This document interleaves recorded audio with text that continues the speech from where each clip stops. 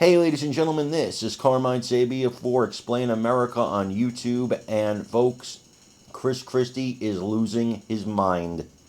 Before we get started, please make sure you like, comment, share, and subscribe. Those little things really help us out, and they help our channel continue to grow. So, Christie was at the Republican debate. Megyn Kelly was hosting it. It was on News Nation. They got like 4 million people to watch this, which astounds me, really, without the guy who's the front runner. And interestingly enough, I think it was somewhere over 60% of respondents said that Trump won the debate that he wasn't even at. So that just tells you what's going on right now. I don't even know if this is a fight for second place at this point anymore. It's a fight for relevancy. Well, to that end, Christie was super frustrated. This is a broken man. He's been broken by Trump. And I want you to see what Megyn Kelly had to say about what happened during the commercial break. Again, as a reminder, please like, share, subscribe, and please leave your comments on this. We love you guys. God bless you. Take care, everybody. And before you go, let's watch this clip of Megyn Kelly. So I'll give you guys some news. All over the internet last night was a video that went viral of somebody in the balcony filming Christie coming over to yours truly during a break at the end of the first hour and kind of getting up in my grill. And there was all sorts of speculation about what was happening there. I will tell you what was happening there. It was not off the record. He was pissed off. He was mad that he wasn't getting enough questions. And he said, I made it up on this stage and I haven't been able to speak in a while. And, I should have been brought in on that last debate. And, I had a couple minds of it. I said, we're coming to you. You're going to be happy in the second hour, which I lived up to. But number one, he was right that in the last run, he had been excluded. And the reason that happened is because we let them fight in the first 40 minutes of the debate. And therefore, that comes at the expense of something. And where you insert yourself, Christie, on this earlier fight, it's all at the expense of something else that's coming, which is fine. We were not wedded to our rundown.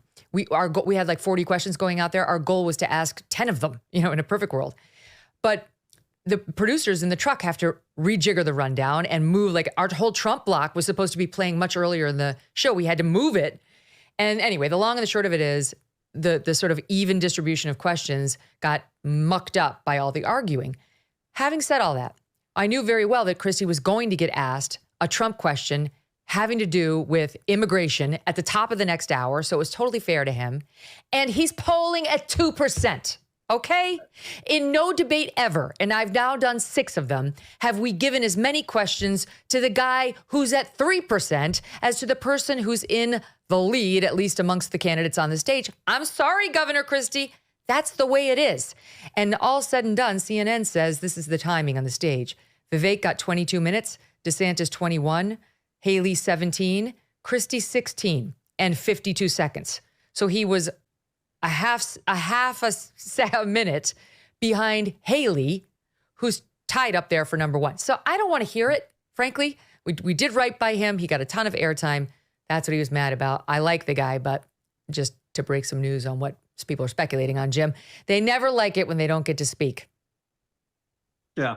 I was going to say, by the end of it, it didn't feel like any of the candidates had been significantly shortchanged. And I think those numbers bear that out. If you need further support, I checked the Real Clear Politics national average this morning. Christie is actually at 2.5%. So that's looking better. But let's point out, Tim Scott is still at 2%, and he left the race a month ago. So he's still Christie is half a point ahead of the guy who dropped out a month ago. So that's the momentum there. Right. Naturally, it's not going to go. Whenever you have 4 candidates, one of those candidates is going to be the last one to speak. I think he got to speak like 14 minutes in. And I can understand that kind of, rankling on him. But if you not that many people came to see Christie.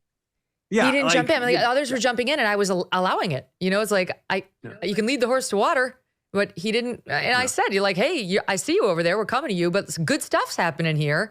And nobody had said, hey, can I get in? I was like, they were just going for it. It was great stuff. Anyway, he got in. He had his say. All was said and good.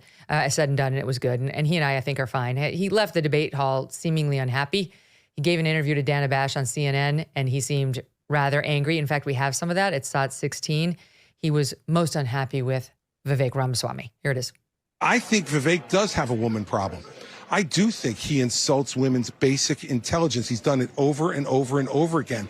And I guess tonight I just had enough. I had enough of listening to his garbage. And as I said, his smart-ass Harvard mouth, because that's what it is. When he's dictating to me and Nikki Haley, who have committed ourselves to public service, while he's been off stealing from seniors to make his fortune. Yeah, I'm not going to put up with him anymore. And I'm going to tell the truth. If someone's insulting Nikki Haley in a way that was personal, it was nothing about issues. He was saying she's not smart enough to know where things are on the map, that somehow his 3-year-old son is smarter than a woman who served as a 2-term governor and a UN ambassador. He's a jackass.